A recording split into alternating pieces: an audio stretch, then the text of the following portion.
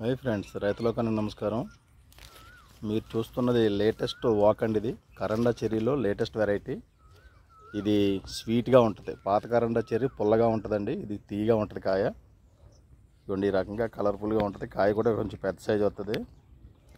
ఇవ్వండి, పిండి దశలో ఇలా ఉంటాయండి ఈ కాయలు. ఫ్లవరింగ్ వచ్చి ఇలా ఉంటుంది. మంచి సెంటెడ్ స్మెల్ వద్దండి, జాస్మిన్ స్మెల్ వద్దు. ఫ్లవరు చాలా బాగుంటుంది. ఈ స్వీట్ కరండా చెర్రీ ఈ సరదాగా పెంచుకోవడానికే అండి. పెద్ద విపరీతమైన కాయలు, అంతవరకు ఎక్కువ కాయలు కాయలేదు, లిమిట్గా కాసింది. కానీ ఏంటంటే మంచి సమ్మర్ మే నెలలో ఫ్లవరింగ్ రావడం వల్ల ఎండకి తట్టుకుంటలేదు, డ్రాప్ అయిపోతుందండి. ఏదైనా కొంచెం కూల్ ప్రదేశం, చల్లని ప్రదేశం ఏదైనా ఉంటే కనుక ఇంకో బాగా ఎక్కువ కాద్దనమాట అండి.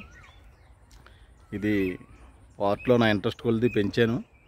కానీ మన కరండా చెర్రీ అంత ఉపయోగం అయితే దీనికి ఉండదండి. ఎందుకంటే ఇది పొలాలకు కంచి గట్ట వేయడానికి కాదండి, సరదాగా మన ఫామ్ హౌస్లో మిద్దె గార్డెన్లో పెంచుకోవడానికి బాగుంటుంది. కంచి కూడా వేసుకోవచ్చు కానీ చాలా స్లో గ్రోత్ అనమాట అండి. ఇది ఫాస్ట్ గ్రోత్ కాదు, అదైతే ఫాస్ట్ గ్రోత్, ఇది స్లో గ్రోత్. కాయలు వచ్చి ఇలా ఉంటున్నాయండి, పళ్ళు కాయలును. ఇందులో బాగా కొంచెం పాలు శాతం ఎక్కువ. కాయ కోసి పాలు ఆరిపోయిన తర్వాత తింటే కొంచెం జిగురు తక్కువ ఉంటుందండి. పాలతో సహా తింటే పాలు జిగురు ఎక్కువ ఉంటుంది.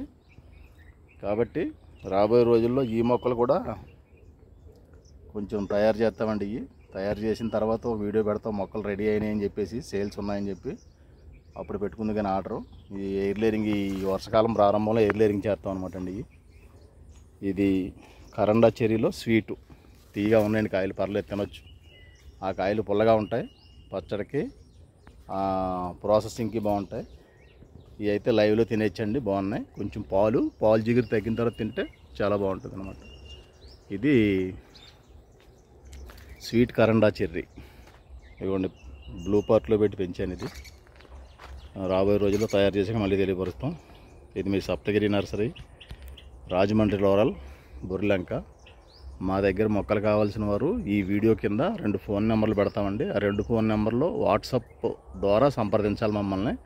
వాట్సాప్ ద్వారా మీరు బుక్ చేసుకుంటే వాట్సాప్ ద్వారా మీకు దగ్గరలో ఉన్న బస్ స్టాండ్కి పంపి ఆర్సీ నెంబర్ మీకు పెడతామండి. ఆ నెంబర్తో మీరు బాక్స్ కలెక్ట్ చేసుకోవాలి బస్ స్టాండ్కి వెళ్ళి.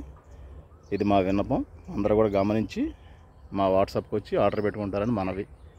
ఈ ఫోన్ నెంబర్లు వీడియో కింద ఉంటే చూసుకోండి.